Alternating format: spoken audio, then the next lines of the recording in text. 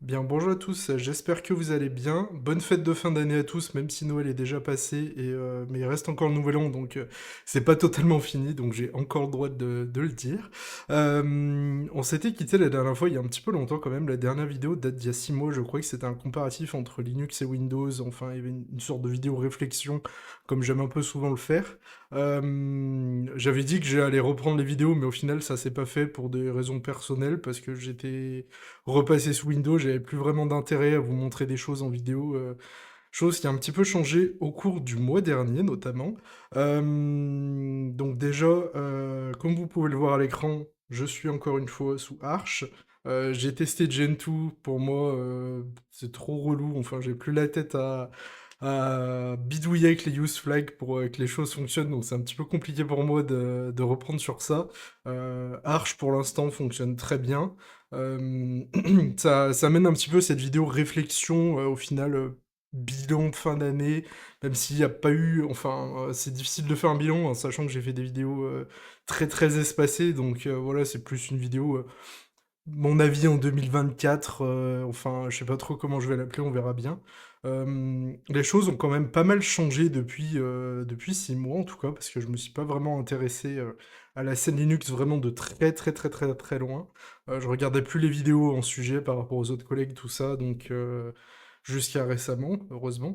Et du coup, ça mène un petit peu cette réflexion qu'on peut avoir aujourd'hui par rapport aux usages que moi j'avais décrits il y a quelques temps par rapport à ce que j'avais besoin sur un ordinateur, que Final Fantasy XIV fonctionne, ce qui est le cas, des différents enfin la partie ergonomique du DE qui est quand même améliorée depuis. Donc on va détailler un petit peu tout ça ensemble, en sachant que mon analyse va, enfin ma réflexion se base spécifiquement sur KDE parce que je n'aime pas GNOME à l'heure actuelle. Ça, enfin je dis pas que c'est un mauvais DE, évidemment, mais en tout cas moi c'est pas ce que je recherche dans l'usage d'un environnement de bureau, donc c'est pour ça pour l'instant je reste sur KDE, une base que je connais. J'ai fait quelques tests, pardon, sur la partie de Gentoo que je peux quand même expliquer un petit peu ici. Donc, depuis ma dernière vidéo, ils sont passés sur KDE 6 avec toute la partie Qt qui a été migrée. Enfin, normalement, c'est à peu près installable correctement. Même si moi, j'ai eu quelques soucis, notamment, je crois que c'était avant-hier où j'ai fait un test en machine virtuelle où il y a eu une mâche de GCC entre-temps qui a popé, du coup, enfin, elle a popé au moment où j'étais en train de faire l'install entre deux parties d'installation, en gros, et du coup, ça m'a un peu cassé certaines choses, parce qu'il y a des paquets visiblement qui étaient compilés avec la nouvelle version, et du coup, j'avais des erreurs un petit peu inhabituelles que j'avais pas l'habitude de voir. Mais bon, j'ai réussi à m'en dépatouiller quand même, mais bon, j'ai eu une Gen 2 fonctionnelle au final, donc pas de souci à ce niveau-là. J'ai pas testé la partie gaming sur Gen 2, mais j'imagine que ça fonctionne à l'heure actuelle. Je ne sais pas, vous me direz en commentaire ceux qui y sont.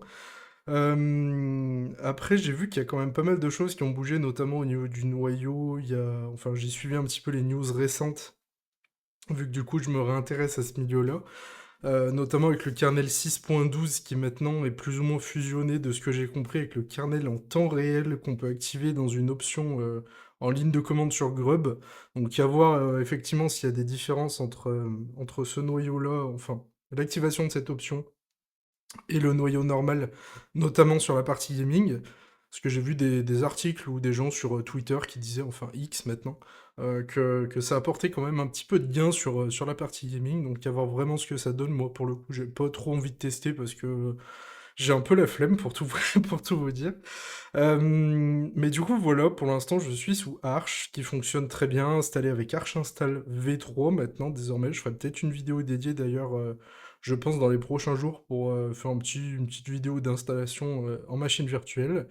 Comme vous pouvez le voir à l'écran, j'ai toujours la même config qu'il y a 6 mois, je crois. Je sais plus si c'est le cas. Normalement, si, parce que je crois que j'avais pas. Enfin, j'avais fait des vidéos quand même avec cette nouvelle config. Donc toujours le 13600 KF hein, qui marche toujours très bien. Et la 7900 XT qui pose toujours pas de problème. 32 Go de RAM en DDR4. Je vais peut-être réfléchir, peut-être début d'année prochaine, je verrai, à passer sur un processeur, un 7950X 3D ou les 9000, non 9000, 950X 3D. C'est un peu compliqué avec leurs chiffres, mais vraiment le gros, même si je sais que le 9700X 3D est théoriquement mieux en gaming et par rapport au prix, mais en tout cas à l'heure actuelle, de ce que j'ai vu, on a le 7, enfin le Ryzen 7 de la série 9000 qui est à peu près à 640 euros. Et si on rajoute 60 euros en plus, donc c'est un processeur à 700 euros, ça commence à faire cher, effectivement. Pour certains, je peux le concevoir. Et là, du coup, pour 700 euros, on a le 9950X 3D, donc avec les 16 cœurs 32 threads, ce qui peut être intéressant, pourquoi pas, pour faire des machines virtuelles, des petites vidéos un peu comme ça peut être sympa. Moi, c'est vraiment quelque chose que j'ai envie de reprendre, en tout cas sur 2025. Des vidéos avec vous, des présentations d'outils, de logiciels, de distribution, pourquoi pas. Reprendre aussi la partie Gaming Linux FR, du coup, que j'ai rejoint récemment aussi. À voir avec Vincef ce qu'il est possible de faire, j'en parlerai avec lui, il n'y a pas de souci. Mais juste pour comparer, je regarde en même temps, enfin j'ai pas pris de notes ou quoi pour faire la vidéo, donc ça risque d'être un petit peu brouillon, et je m'en excuse, mais bon, vous avez un peu l'habitude. Je vois que du coup sous Arch, la version de KDE c'est 6.2.4, et juste pour comparer à titre d'information, Gen 2 a la même chose.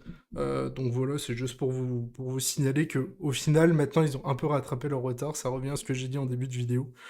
Donc voilà, après la configuration actuelle me permet de faire tout ce que j'ai envie de faire par rapport au gaming, en tout cas, vous le savez depuis le temps, je joue qu'à FF14, donc moi ça se résume à pas grand-chose. J'ai juste noté que maintenant, enfin avant à l'époque je me rappelle plus si j'en avais parlé déjà en vidéo ou pas, mais il y avait le launcher alternatif de Final Fantasy XIV, là, Xiv Launcher, enfin 14 Launcher, je sais pas trop comment ça se prononce, qui s'installait en Flatpak ou depuis l'AUR. Et maintenant, en fait, c'est un... Je peux peut-être vous le montrer là, d'ailleurs. Hop. Si je regarde dans Steam...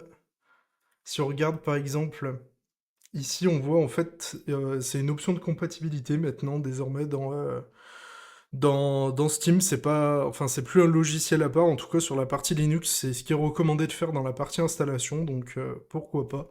En tout cas, ça fonctionne comme ça. Dès qu'on lance le jeu via Steam, en fait, ça lance derrière le launcher avec lequel on peut jouer directement. Donc, c'est une nouvelle façon de faire, mais qui fonctionne. Donc, ça s'installe avec un petit script curl sh machin truc bidule. Pour l'instant, ça fonctionne.